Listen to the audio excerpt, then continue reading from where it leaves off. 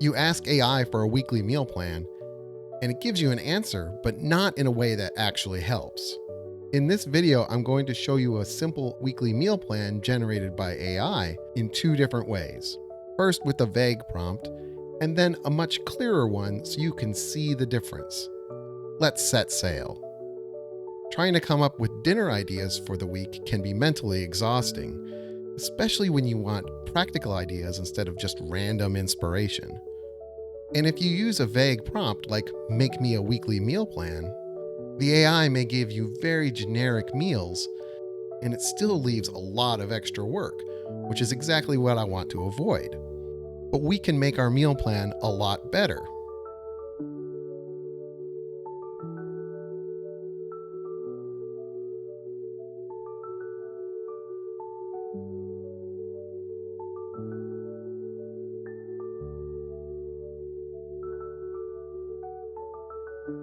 And you can easily see how this result is much better. It's given me only dinners, they are not generic, and they give extra details.